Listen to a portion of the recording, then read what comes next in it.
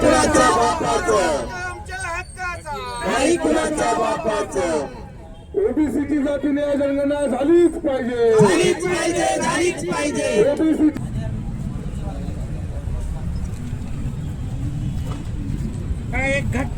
एक मिनिट वर राष्ट्रीय पिछडा वर्ग मोर्चाचा विजय असे. आताच आपल्या देशामध्ये वक्फ बिलला मंजुरी देण्यात आली.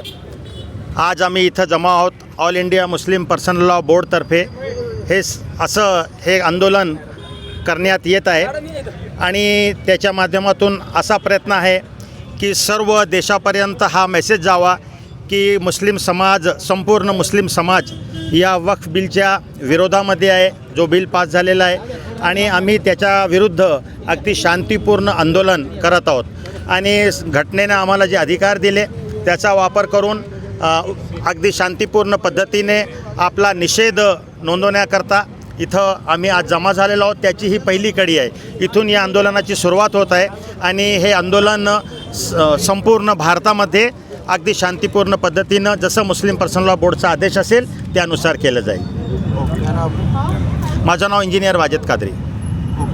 काय मागण्या आहेत तुमच्या? हे जे जेल भरो आंदोलन आहे, भारत मुक्ती मोर्चा तथा ओबीसी राष्ट्रीय मोर्चा तथा इतर सगळ्या सहयोगी संघटना या आंदोलनाचा जो मुख्य उद्देश आहे जेल भरो आंदोलनाचा, आम्ही देशभर EVMच्या विरोधात या अगोदरही भारत मुक्ती मोर्चाने तथा इतर सगळ्या सहयोगी संघटनांनी देशभर EVMच्या विरोधात आंदोलनं केलेली आहेत आणि हे जेल भरो आंदोलन राष्ट्रव्यापी आहे.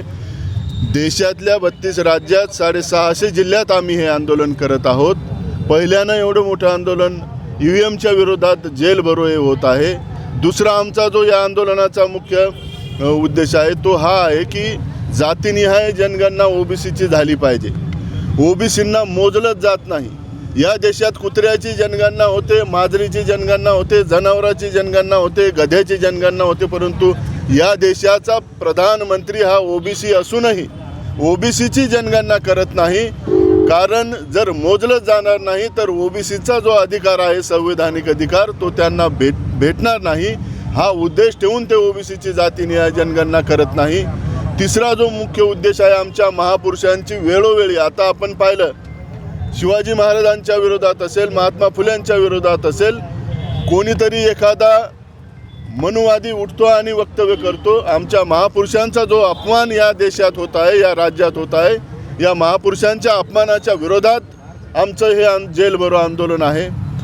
आम्ही संपूर्ण देशभर मोठ्या ताकदीनं हे आंदोलन यशस्वी करत आहोत. तुमचं नाव? मी प्रताप पाटील, बहुजन मुक्ती पार्टी. जे वैचारिक ह्या ज्या चळवळी आहेत यांचं समविचारी जे राजकीय संघटन आहे बहुजन मुक्ती पार्टी, बहुजन मुक्ती पार्टीचा मी राज्याध्यक्ष म्हणून माझ्यावर जबाबदारी आहे.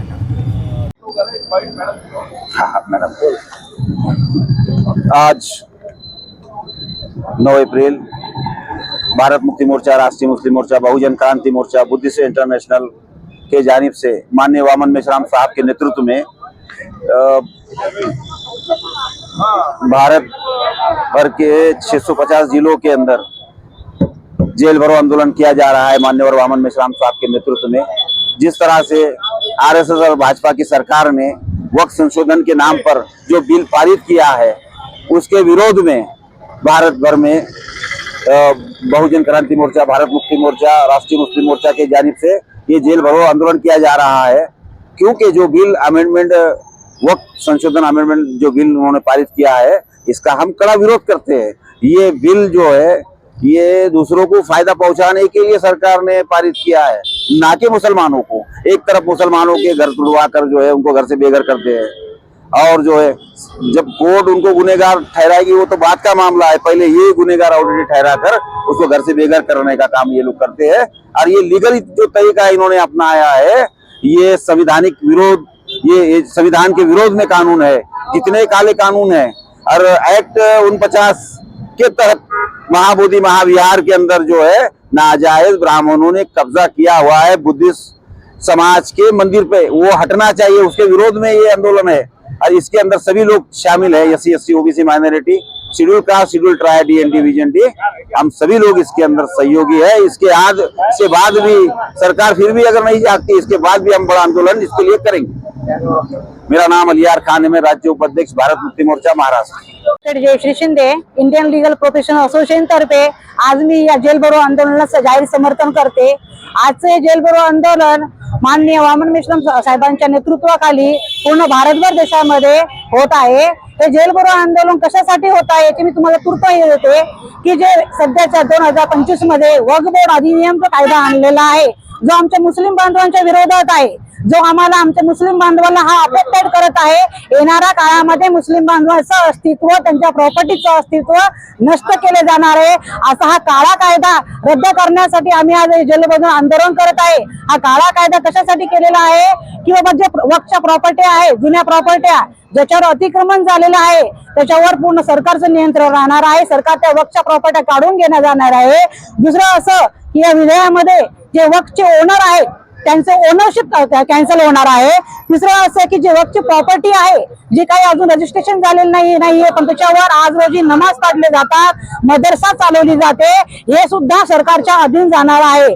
आणि या कायद्यानुसार जे मुस्लिम समाजामधलं रिप्रेझेंटेशन आहे, जे येणाऱ्या काळातलं रिप्रेझेंटेशन आहे, हे तूर्त संपवण्याचं काम षडयंत्र या सरकारने चालवले आहे। त्यामुळे आमचं जेल भरो आंदोलन आहे। साथियो, दुसरं असं आहे जे वक्फच्या छोट्या छोट्या प्रॉपर्टी आहेत, ज्या तालुका लेवलला आहेत, त्यांचं अजूनही रजिस्ट्रेशन झालेलं नाही, पण ते चालू आहे, त्यांचं सुद्धा कंट्रोलिंग हे सरकार करणार आहे। आणि तिसरं म्हणजे महत्वाची मुद्दा की जे कॉन्स्टिट्यूशन लोकशाही आपण या भारत देशात म्हणतो, या लोकशाही मधले आर्टिकल 14, आर्टिकल 25 आणि आर्टिकल 26चं उल्लंघन हा कायदा करत आहे। त्यामुळे जेल भरो आंदोलन चाललंय। तिसरी अशी गोष्ट आहे की जे बीपीएमसी ऍक्ट आहे 1949, जे बौद्ध गया बिहार इथे उपस्थित आहे, त्या बौद्ध गयावर